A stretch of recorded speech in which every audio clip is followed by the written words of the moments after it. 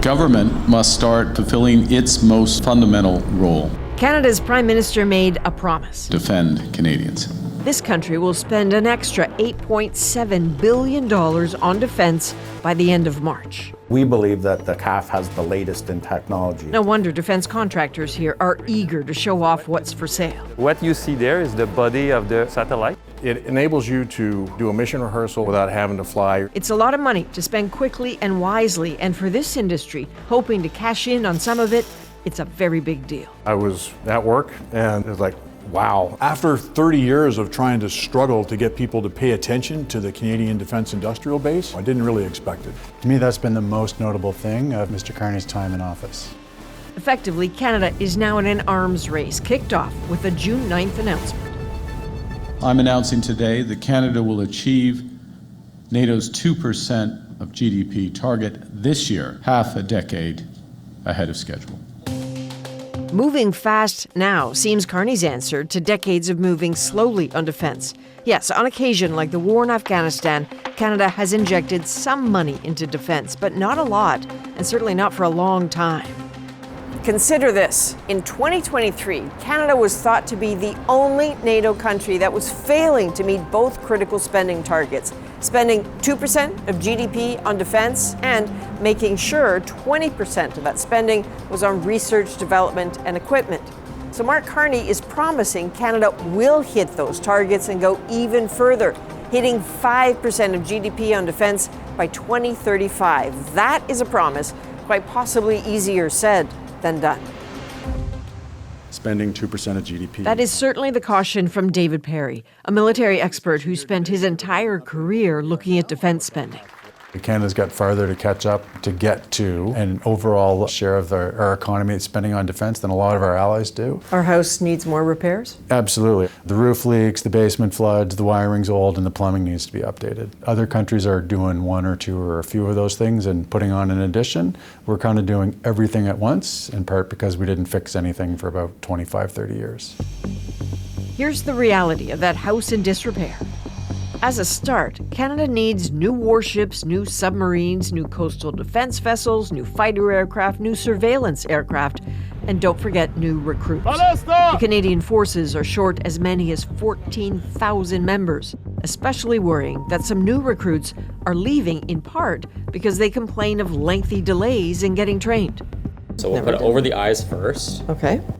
So you should be able to see your surroundings and everything. Precisely a problem the Ottawa-based defense contractor Calian is trying to help solve. If you take your fist out and rotate it, you can actually change the direction that you're looking at the ships from. Then you can drop down in and be any of the team members that are going to be part of this. This virtual reality program could rapidly train huge numbers of sailors to refuel ships at sea. We're in a moment where the ambition is to hire more people, to spend more money, to do it quickly. How does this feed into that? Yeah, you're able to train a lot more people. So the goggles themselves are really not that expensive. You can then have many more people working this virtual reality in training so that when you're able to shorten the training times. Jay Ballard, once a fighter pilot, is a vice president at Calian. This is how you train like you're going to fight. You're using the system that you're going to use when you're deployed. Says industry-wide Canadian defense contracts have been good but inconsistent, and that has made many firms nervous about their futures here. Because Canada didn't spend as much money post-Afghanistan to align with NATO goals, the defense industry looks at that and goes, well, there's not as much revenue possible here. So a lot of companies either decreased their size or moved out. That means the decision for defense companies to stay put in Canada has risks. So it's always a gamble. Yep. Well, for instance, the land vehicle crew training system contract that we just finally submitted a bid. We're teamed with another company to do that. We've been tracking that for 17 years. If you pay a team to stay ready for that, you're investing in that, and nothing's happening. There's no revenue associated with it. It is a sunken cost that just continues to rise. To suddenly trust that Canada is about to keep its promise may require a leap of faith from contractors. What they do not doubt is the motivation to spend. If they don't pay, I'm not going to defend them. No, I'm not going to defend them. The U.S. president has made the consequences of not doing so perfectly clear. That makes this a matter of survival as a country and an economy. The Prime Minister getting even more bold with his spending announcement, committing to it being a job creator in Canada. We will ensure that every dollar is invested wisely, prioritizing made-in-Canada manufacturing and supply chains. We should no longer send 3/4 of our defense capital spending to America. How will that happen? Well, a recent RBC report estimated that of the 586 defense firms operating in Canada in 2022, 408 were Canadian-owned and based, so you can expect a focus on working with them. So we're going to see a good view of the integration area. On working with the likes of MDA Space, a Canadian space technology firm. So what you see there is the body of the Chorus satellite. In the defense world, MDA satellites can, for example, detect and track ships that might be in places they aren't supposed to be, even if their transponders are turned off.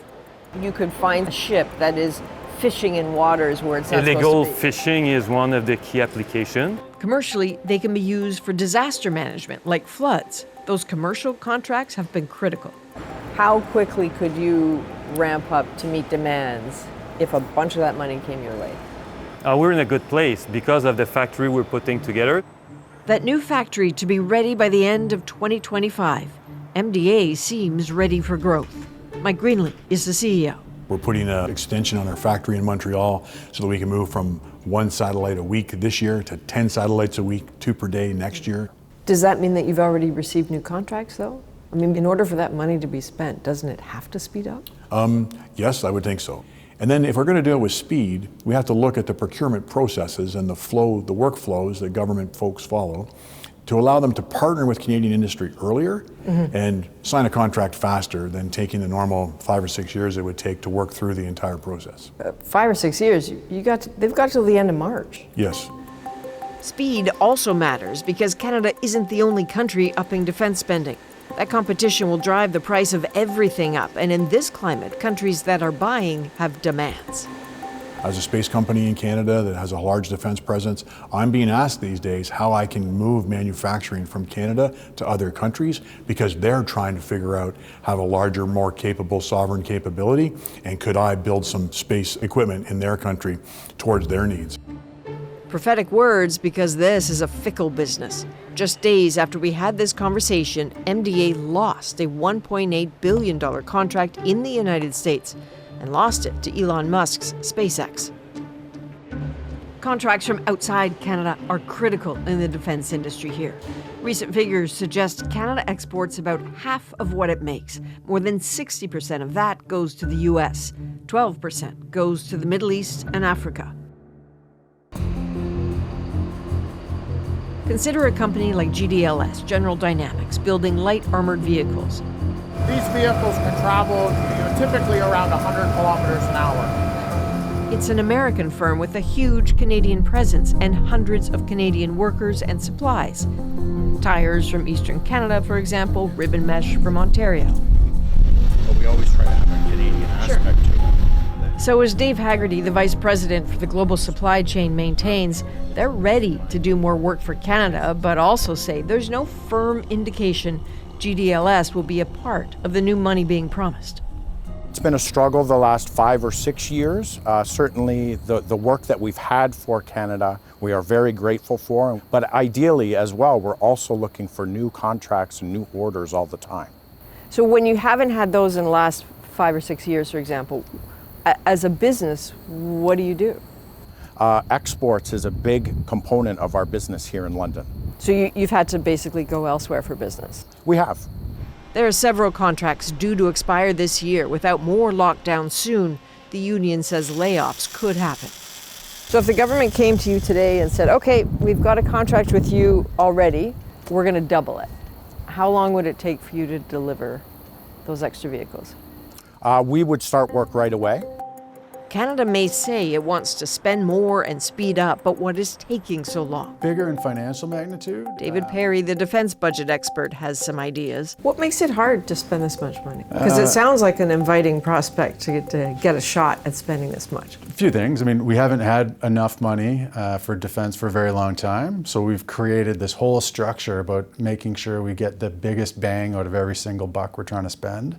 A whole lot of process, a lot of double, triple, some cases basically quadruple checking. You're talking about wading through bureaucratic mud, it sounds like. Yeah, like a field of bureaucratic mud. Another complication, the very office now charged with speeding all this up is still trying to staff up. They also need to hire more people to help them hire more people. They need to hire more people to hire more people and hire more people to buy things faster.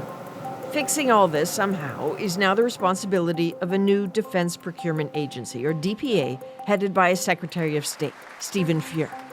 To meet the moment, to move at the speed of relevance, we have to go faster. Faster is imperative, not just to spend the increased budget, but to avoid getting yesterday's technology tomorrow. Technology is changing so fast and our procurement system is so long. So as we see things changing so quickly and we take 5, 6, 7, 10 years to deliver a major capital project, you can see how that's problematic. DPA will make things a lot faster, and I'll give you one great example we just announced. We're going to procure submarines. So contract award initially was 2028, subs in the water by 2035. I think we can get to contract award much, much faster. But Minister, why are we talking about buying diesel submarines that can only stay at the bottom of the ocean for a few weeks when other countries are buying autonomous vehicles that can stay under much longer and work towards the future? That's what I mean by yesterday's tech. You need to do both. If you have an A category, first class, world class military, you do both those things. There are no submarine manufacturers in Canada, but Fuhr echoes Carney's promise to build up the industrial base here when possible. So that building for defense is also building for the economy. Before now, 75 cents of every dollar that Canada spent went south of the border. We're going to be doing that differently. If we can spend it in Canada without affecting the timeline too much, we're going to do that. That's good news for Canada's defense companies and possibly this country's bottom line. But time matters.